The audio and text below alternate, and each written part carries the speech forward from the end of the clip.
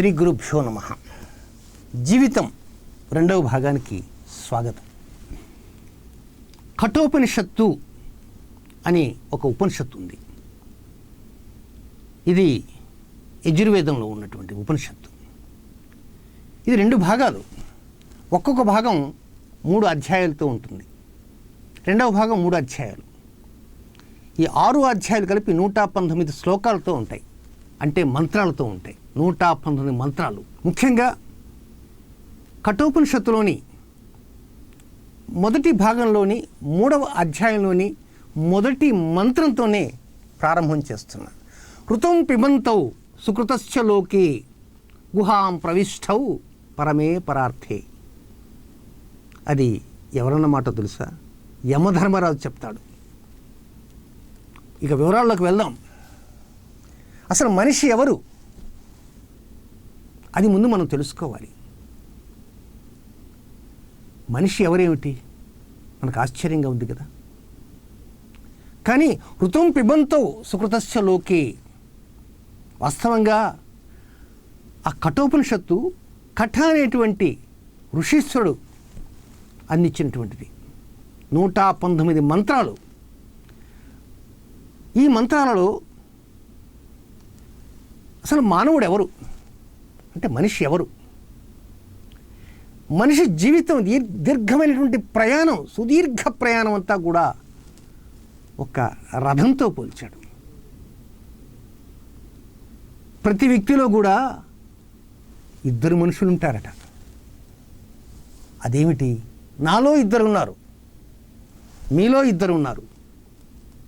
మెడ మీద తల ఉన్న ప్రతి వ్యక్తిలో కూడా 2 మనుషులు ఉంటారట. నేను చెప్పే మాట కాదు, ఉపనిషత్తు చెప్పే మాట. అదే వేదాంతం. అంటే దీన్ని ఎలా అర్థం చేసుకోవాలి? కర్మ ఫలాల వలన పూర్వజన్మ కర్మలు ఉంటాయి, పాపకర్మలు ఉంటాయి, పుణ్యకర్మలు ఉంటాయి. ఈ కర్మ ఫలాల వలన సుఖాలని దుఃఖాలని వీటన్నింటినీ కూడా అనుభవిస్తూ వారు ఇచ్చేటువంటి ఫలితాలన్నింటినీ కూడా స్వీకరిస్తూ ఓ జీవుడు అనేవాడు ఈ శరీరంలో ఉంటాడు. ఆ జీవుడు ఆయన ఒక మనిషి. అలాగే అలాంటి సుఖాలని దుఃఖాలని వీటన్నింటినీ కేవలం సాక్షీభూతుడుగా అలా తొంగి చూస్తూ మరో మనిషి కూడా ఉంటాడు. మన హృదయంలో దాక్కుని ఉంటాడు. ఆ మనిషి పేరే ఆత్మ. ఆదిశంకర భగవత్పాదుల వారు అద్భుతంగా భాష్యం అంటూ అందించారు ఈ ఉపనిషత్తుకి. ఇక్కడ జీవుడు కూడా ఉన్నాడు, ఆత్మ ఉంది. అయితే ఈ జీవుడికి ఆత్మకి రెండింటికి సంబంధించినటువంటి చిన్న కథ ముండకోపనిషత్తులకు ఉపనిషత్తు ఉంది. అది 3వ భాగంలో 1వ అధ్యాయంలో 1వ మంత్రంలోనే చిన్న కథలాగా చెప్పారు. ఆ కథ ఏమిటో ముందు గుర్తు చేసి మళ్ళీ ఇక్కడికి వచ్చేస్తా. ఒక చెట్టు ఉంది. చెట్టు మీద 2 పిట్టలు ఉన్నాయి. ఆ చెట్టు మామిడి చెట్టు అనుకుందాం. ఆ మామిడి చెట్టుకి మొదట ఏమవుతాయి? కాయలు కాస్తాయి. ఆ కాయ గిల్లి మనం తింటే పుల్లగా ఉంటుంది. ఆ తర్వాత అది పండైపోతుంది. ఈ పిట్ట పుల్లగా ఉన్నప్పుడు కాయని తినేసింది, పండిన తర్వాత కాయని తినేసింది. అంటే పుల్లటి కాయని తినింది, ఆ కాయని తింది, ఈ కాయని తినేస్తున్నది. కనుక ఆ విధంగా పిట్ట 2 రకాల రుచులను ఆస్వాదిస్తుంది, సుఖాలను దుఃఖాలను కూడా చేస్తున్నది. అదే చెట్టు మీద మరొక పిట్ట కూడా ఉంది. ఈ పిట్ట చేసే పనంతా ఆ పిట్ట గమనిస్తుంది. అలా చూస్తూ ఉంది. ఓహో, పచ్చికాయ తింటున్నాం, ఓ పండిన కాయ తింటున్నాం. అంటే ఈ పిట్ట చేసేటువంటి ప్రతి పనిని కూడా గమనిస్తూ సాక్షీభూతుడుగానే ఈ ఆత్మ అనేటువంటి 2వ పిట్ట ఉంది. గమనించారా? కానీ ఈ పిట్ట ఏమీ తింటలే. సిద్ధాంతి గారు, పిట్ట ఏమీ తినకపోతే ఎలా బతుకుతుందనే ప్రశ్న మాత్రం అడగండి. ఇది ఉపనిషత్ కథ. ముండకోపనిషత్తులో 3వ భాగంలో 1వ అధ్యాయంలో 1వ శ్లోకంలోనే ఉంది ఇది. అంటే ఇక్కడ ఉన్న 2 పిట్టల్లో ఒక పిట్ట అన్నీ తినేస్తుంది, రెండవ పిట్ట ఏమీ తినదు, సాక్షిభూతుడిగా ఉంటుంది. అలాగే అక్కడ పిట్టలు, ఈ ఉపనిషత్తులో మనుషులు, జీవుడు ఒకడు, రెండవవాడు ఆత్మ. కనుక ఈ జీవుడు సుఖాలని దుఃఖాలను అన్నీ ఆస్వాదిస్తుంటాడు, కష్టాలు వచ్చినప్పుడు అనుభవిస్తుంటాడు, సుఖాలు వచ్చిన అనుభవిస్తుంటాడు, సమస్యలతో కొట్టుమిట్టాడుతుంటాడు. ఒక్కోసారి ఆనందపడతాడు, ఒక్కోసారి బాధపడతాడు, ఒక్కోసారి ఏడుస్తాడు, ఒక్కోసారి తల పీక్కుంటాడు, జుట్టు పీక్కుంటాడు. దేనిలో కూడా పాలు పంచుకోడు రెండవ వ్యక్తి, అంటే ఆత్మ సాక్షిభూతుడిగా అనిపిస్తున్నాడు. ఈ విషయం యమధర్మరాజు చెబుతూ ఆ తర్వాత ఇది మొదటి మంత్రంలో ఉన్న మాట. 3వ మంత్రం దగ్గరికి వచ్చేటప్పటికి మనిషి యొక్క ప్రయాణం, సుదీర్ఘ ప్రయాణం అంతా కూడా ఓ రథ ప్రయాణంతో సాగించాడు, రథ ప్రయాణంతో పోల్చాడు. రథంలో ఒక వ్యక్తి ఉన్నాడు, కూర్చున్నాడు, రథికుడు అంటారు. అలాగే ఆ రథానికి ముందు రథాన్ని తోలుతుంటాడు కదా సారథి, మరొక వ్యక్తి ఉన్నాడు. దానికి 5 గుర్రాలు ఉన్నాయి, గుర్రాలకి కళ్ళెం ఉంది, ఒక మార్గం ఉంది. ఇది మరి వీటిని ఉపనిషత్తులు ఏం చెప్పారంటే, ఈ లోపల కూర్చున్నాడు కదా, హాయిగా సింహాసనం మీద కూర్చున్నట్టు కూర్చున్నాడు, అటు ఇటు చూస్తూ రథికుడు. ఆ రథికుడే ఆత్మ, లోపల ఉన్నాడుగా రెండవ వ్యక్తి ఆత్మ. ఇక అక్కడ కూర్చున్నాడు, గుర్రాలను పట్టుకొని కళ్యాణం పట్టుకున్నాడు సారథి. ఆ సారథి ఎవరు? బుద్ధికారకుడైనటువంటి బుధుడు. ఇక చేతిలో కళ్ళెం ఉంది కదా, ఈ కళ్ళెం ఏమిటి? మనస్సే కళ్ళెం. ఇక ఆ రథానికి 5 గుర్రాలు ఉన్నాయి, పంచేంద్రియాలు. ఆ ఇంద్రియాలే గుర్రాలు. ఇది బాట, రోడ్, ఓ తారు రోడ్డు, సిమెంట్ రోడ్డు, మట్టి రోడ్డు, ఏదో ఒక రోడ్డు అనుకోండి. బాట, మార్గము. ఇది విషయ వస్తువులు అంటారు. విషయ వస్తువులు అంటే మన డ్యూటీస్. నేను ఇప్పుడు వచ్చాను, this is my duty. Shooting చేయడానికి నేను వచ్చాను, నా ఎదురుగా మా కెమెరామెన్ ఉన్నారు, ఆయన చక్కగా కెమెరాతో షూట్ చేస్తున్నాను, ఇట్స్ డ్యూటీ. ఉదయం నిద్ర లేవంగానే ఎవరి పనుల్లో వాళ్ళు వెళ్ళిపోతుంటారు. ఇవన్నీ విషయ వాసనలు, విషయ వస్తువులు. ఆఫీస్కి వెళ్తుంటారు, ఆఫీస్ తిరిగి వచ్చే వస్తుంటారు, బస్సులో ప్రయాణం కోసం డ్రైవర్స్ వెళ్తుంటారు. ప్రతి వ్యక్తి సూర్యోదయం కాగానే కొంతమంది వెళ్తుంటారు, సూర్యాస్తమం కానీ కొంతమంది వస్తుంటారు, డ్యూటీలు ఎక్కుతుంటారు, డ్యూటీలు దిగుతుంటారు. ఇవన్నీ కూడా వస్తుంది. ఈ ప్రయాణం అనేది అంతా ఒక విషయ వస్తువు. ఇవన్నీ విషయ వస్తువు ఎక్కడి గుండా పోవాలి? ఈ మార్గం గుండా సాగిపోవాలి. నువ్వు ఏమి చేయాలన్నా కూడా, అరిచి గీ పెట్టాలన్నా కూడా ఇదే మార్గమే. ధర్నా చేయాలన్నా ఇదే, సంతోషంతో గంతులు వేయాలన్న మార్గం ఇదే. మరి నువ్వు ఏమి చేయాలన్న మార్గం ఇదే కదా. అంటే ఆ రథం సాగుతూ ఉంది. దాని యొక్క రథం సాగుతున్నప్పుడు ఆ రథంలో సారథి ఉన్నాడుగా, ఇందాక చెప్పాను సారథి. సారథి రథాన్ని నడుపుతుంటాడు, గమనిస్తుంటాడు. పైనంతా మేఘావృతమైంది, ఏదో భీకర తుఫానులాగా వచ్చే సమయం ఆసన్నమవుతుందేమో. మనం వేగంగా బండిని, రథాన్ని తోలుదామా, లేక రథాన్ని ఎక్కడన్నా ఆపుకుందామా? ఇది గతుకుల రోడ్డులాగా ఉందా, లేక చక్కటి రోడ్డా? ఎంత వేగంతో పోనిచ్చాలా గుర్రాలని? అంటే ఆ ప్రయాణ వేగం, సాఫల్యత దేని మీద ఆధారపడి ఉంది? గుర్రాలపైన ఆధారపడి ఉంది. ఆ గుర్రం గంతులు వేస్తూ పోతుంటేనే కదా ప్రయాణం సాగేది. ఆ గుర్రాల మీద ఆధారపడి ఉంది.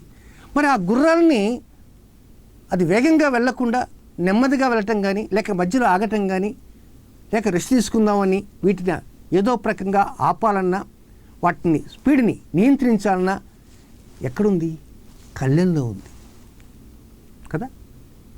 మరి ఆ కళ్ళెం ఎవరి చేతిలో ఉంది? సారథి చేతిలో ఉంది. గమనించారా ఎంత చక్కగా యమధర్మరాజు చెప్పాడంటే ఉపనిషత్తులో. కనుక ఈ సారథి అనేవాడు ఎవరయ్యా అంటే బుద్ధికారకుడు అయిన బుధుడే సారథి. రథికుడికేమీ అలా కూర్చున్నాడు. ఇందాక చెప్పానుగా, రెండవ పిట్ట అలా చూస్తుంది, ఆ పిట్ట తింటుంది. పులుపు తింటుంది, తీపి తింటుంది, అన్నీ తింటుంది. ఈ పిట్టెలాగా చూస్తున్నది. అలాగే మనిషిలో ఉన్నటువంటి ఆత్మ కూడా ఈ జీవుడు చేసే పనులన్నింటినీ చూస్తుంటుంది. అబద్ధాలు ఆడుతుంటాడు, ఆ పనులు చేస్తున్నాడు, ఈ పనులు చేస్తున్నాడు, మంచి పనులు చేస్తున్నాడు, చెడు పనులు చేస్తున్నాడు. జీవుడు చేసే సకలమైనటువంటి పనులన్నీ కూడా గమనిస్తూ సాక్షీభూతుడుగానే ఉంటాడే తప్ప పక్కవారికి పోయి ఈ జీవుడు ఇలాంటి పనులు చేస్తున్నాడని చెప్పడు. సో అలాంటి ఆత్మ రధికుడుగా కూర్చుంటే, బుద్ధి సారథిగా ఉంటే, ఇంద్రియాలన్నీ గుర్రాలుగా ఉంటే, మనసు కళ్యాణలాగా ఉంటే, సారథి గుర్రాన్నితో ఆ రథం సాగుతున్నది. ఇక్కడ మనం గమనించవలసింది ఏమిటి? అది యమధర్మరాజు ఏమంటాడంటే, మనిషి జీవితంలో బుద్ధి బాగా వికసింపచేయాలంటే, ఈ ప్రయాణం సాఫల్యంగా జరగాలంటే ఎవరిలో ఉంటుంది? బుద్ధిలో ఉంటుంది. అంటే సారథిలో ఉంటుంది. కనుక సారథి ఒకవేళ కనుక కళ్ళు మూసుకున్నాడు అనుకో, మనం చూస్తుంటాం రోడ్ల మీద వెహికల్స్ దారి తప్పిపోయి యాక్సిడెంట్లు అవుతుంటాయి.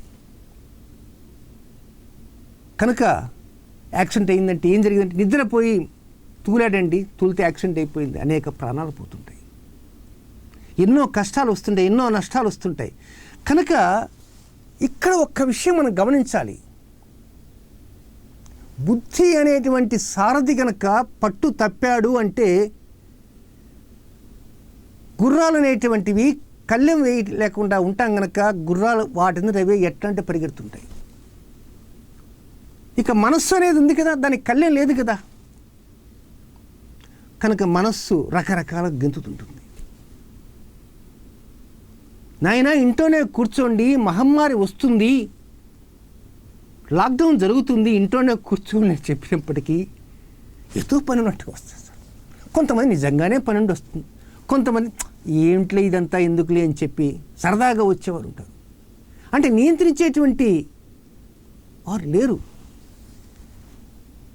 ఇది ప్రతి వ్యక్తి జీవితంలో జరిగేటువంటిది. ఈ వివరాలు మీకు ఎందుకు తెలియజేస్తున్నాను? మీకు తెలియవా? అందరికీ తెలిసినవి. కానీ ఈ మనిషి అనేటువంటి జీవుడు పూర్వజన్మ కర్మలు ఎన్నో ఉంటాయి. గత జన్మ కర్మలు, గత జన్మలో దోషాలని, ఈ దోషాలలో కుట్టుమిట్టాడుతుంటాడు.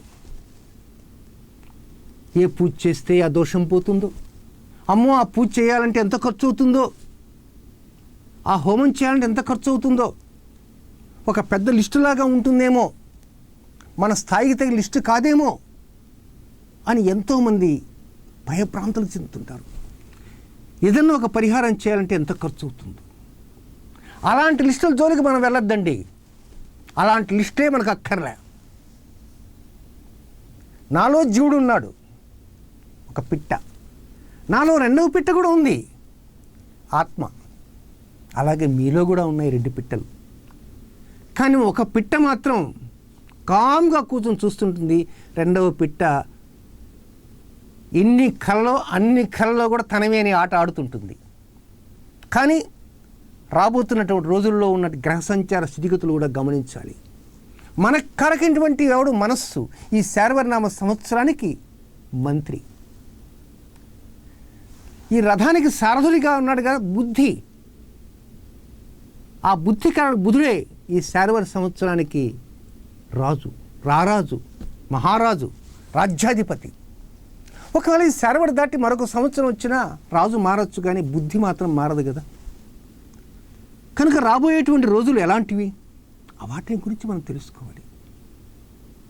ముఖ్యంగా నేను చెప్పేటువంటి కొన్ని అంశాలని కొంచెం లోతుగా ఆలోచన చేయండి.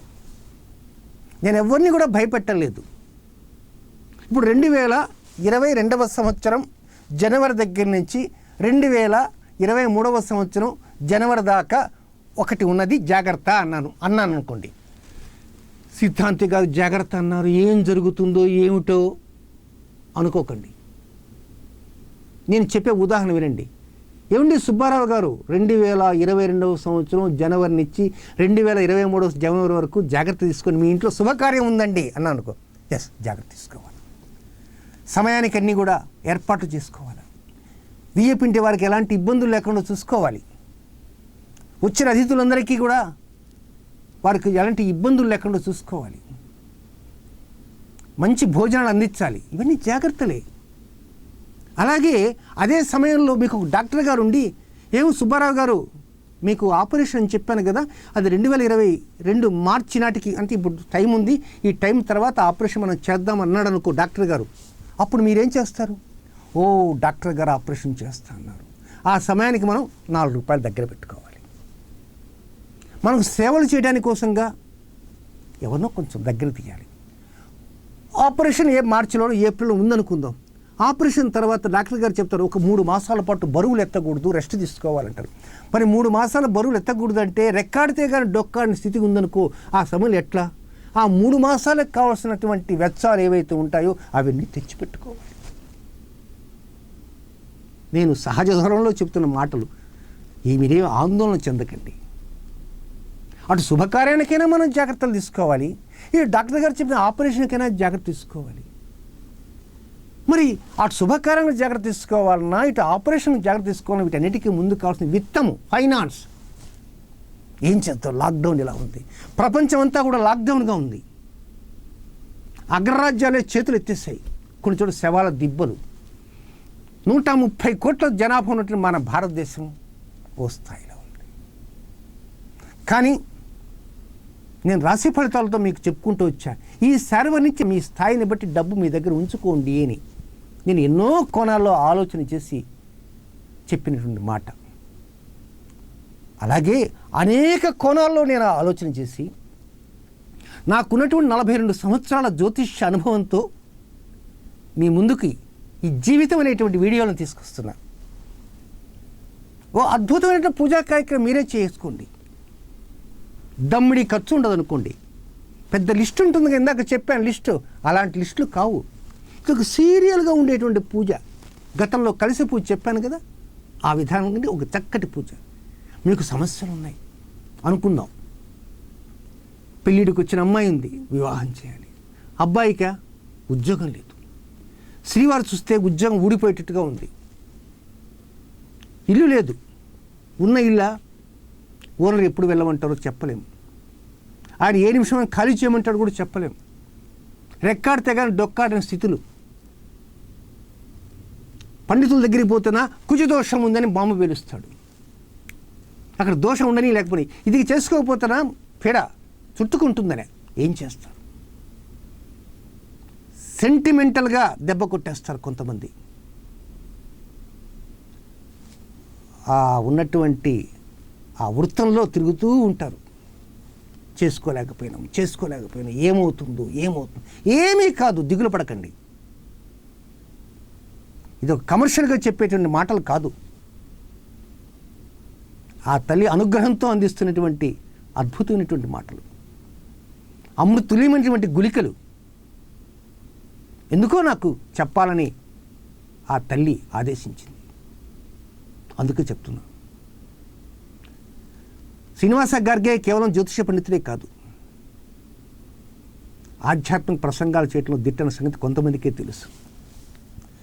కనుక ఋతం పిబంతో సుకృతస్య లోకే అన్నటువంటి ఆ యమధర్మరాజు గారు ఏం చెప్పారు, ఏ విద్యలను అందించాడు, అలాంటి విద్యల్ని, అలాంటి మంత్రాలని, అనేక మంత్రాలు, 1, 2 కాదు, అనేక ఉపనిషత్తులు. ఆ ఉపనిషత్తు పేర్లన్నీ కూడా కింద స్క్రోలింగ్ వెళ్తున్నాయి, గమనించండి. అలాంటి అద్భుతమైనటువంటి మంత్రాలతోటి, ఏం మంత్రాలండి మేము చేయలేమండి అనుకోవచ్చు. మీరేం చేయాల్సిన అవసరం లేదు, అంతా నేనే చేస్తా ఇక్కడి నుంచి, వినండి చాలు. ఏమిటో సిద్ధాంతి గారు మీరు శుక్రవారం నాడు వినమన్నారు, మేము చూస్తే వీడియో అంతా టైం అయిపోయింది. ఏం కాదు. కనుక ఎలాంటి టైం బౌండ్ నియమాలు లేకుండా మీ అంతటా మీరే చేసుకోవటానికి అద్భుతమైనటువంటి స్థితిగతులు అందించే విధంగా పాయింట్ వైజ్ ఉపనిషత్తులో ఉండే అంశాలని వేదంలో రంగరించినటువంటి అంశాలని, పురాతన తాళపత్ర గ్రంథాల్లో చెప్పిన అంశాలని, జ్యోతిషశాస్త్ర నిర్ణయాలని వీటన్నిటిని రంగరించి ఓ ఔషధంలాగా మీకు అందించబోతున్నాను. ఓ అమృతం, దివ్యమైనటువంటి అమృతం. ఆ అమృతం తాగండి.